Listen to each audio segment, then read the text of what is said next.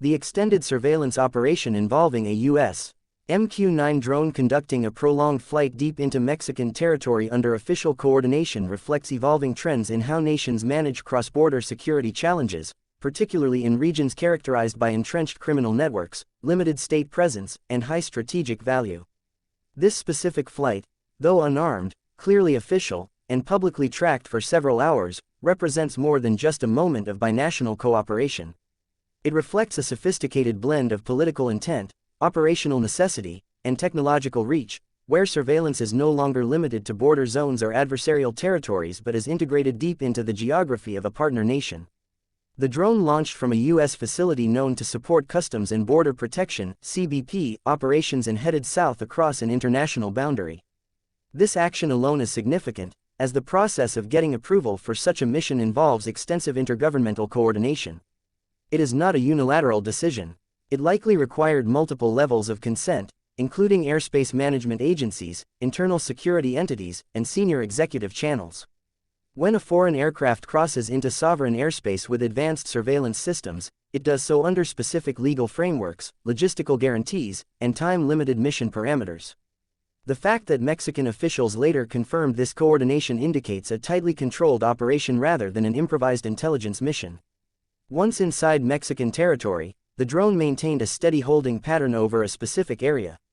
The characteristics of that region, remote, mountainous, and strategically situated, suggest the area as a known hub of illicit activity, particularly organized crime involving synthetic drug production, weapons logistics, and trafficking routes.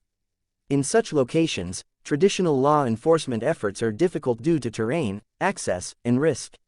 Aerial surveillance offers an asymmetric advantage: the ability to observe without being seen, to monitor without engaging, and to collect high-fidelity intelligence across large areas without ground deployment.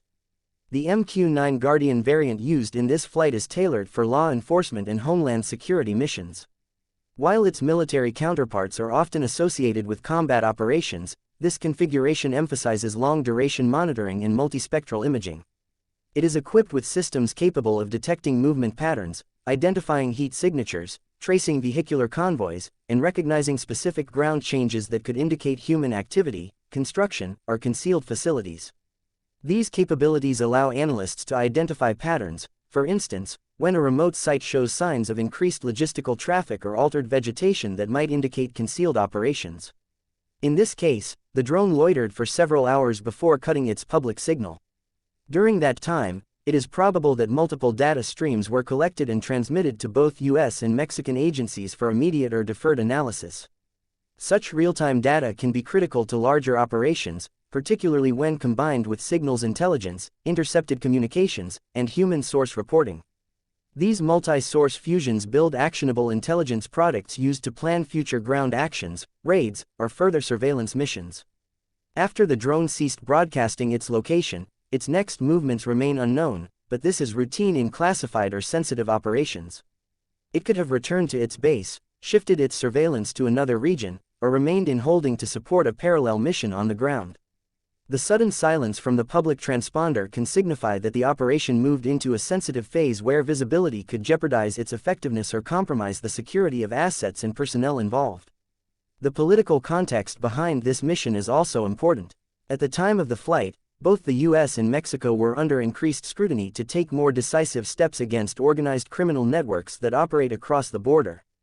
These networks are involved in the production and distribution of substances with profound social and economic effects, and they also control smuggling corridors, extort local populations, and destabilize governance in key regions. By allowing a U.S. surveillance drone to operate in its territory, the Mexican government signaled a willingness to accept external support in intelligence gathering, though within the bounds of sovereignty and legal protocol. This kind of operation also reflects the increasingly blurred lines between traditional military tools and civilian law enforcement needs. Drones once reserved for military use are now integrated into homeland security and transnational policing efforts. The use of such platforms reduces the need for riskier human-led reconnaissance missions, especially in areas where local law enforcement may be outgunned, outnumbered, or compromised by corruption or intimidation. With a high-endurance drone, agencies can obtain near-continuous surveillance over days or weeks, identify behavioral patterns, and isolate anomalies that may point to criminal activity or previously undiscovered operational nodes. Moreover, operations like this reinforce a growing trend. Intelligence is no longer seen as a domain limited to spy agencies. It has become an operational tool that is shared in real time with multiple agencies: border enforcement, customs, national police, anti-narcotics units, and financial crimes investigators. Data gathered from this drone flight could be used to triangulate routes used for smuggling, identify financial infrastructure supporting criminal operations, or validate the location of key individuals who move infrequently and remain difficult to track. Critics of such operations might argue that foreign drones in national airspace raise concerns about sovereignty, accountability, and transparency. Supporters contend that in the face of evolving criminal threats that span borders and exploit legal blind spots, joint surveillance efforts are not only practical but essential. When paired with accountability and shared command structures, they can enhance mutual security and reduce long-term threats to both countries involved. The fact that this mission was visible to public tracking systems at all, even briefly, may have been strategic. It may have been meant to serve as a signal, either to reassure the public that action is being taken against organized crime, or to alert those being monitored that their actions are no longer hidden. Such signaling can act as a deterrent, though it also carries risks of tipping off suspects or accelerating operational movements before law enforcement can respond. In operational terms, this mission may be one of many. Surveillance campaigns are rarely one-off events. They are part of sustained efforts, built over time, often involving months or years of data collection, cross-border intelligence sharing, and legal coordination. The intelligence gathered is not always used immediately. It may be stored, compiled, and used to build broader cases that can withstand legal scrutiny or to support extradition requests and international warrants. At a deeper level, missions like these reflect the evolution of how nations project control and build security partnerships. Where traditional diplomacy once focused on treaties and meetings, today's strategic relationships often involve technical cooperation, intelligence integration, and operational alignment in the field. The ability to share high-grade surveillance data in real time reflects a significant degree of trust and alignment between governments, even when broader political or public tensions exist. The deep flight of a U.S. surveillance drone into Mexican airspace, conducted with prior coordination and used to observe regions linked to criminal activity, offers a detailed look at how modern states use technology, cooperation, and intelligence as instruments of security policy.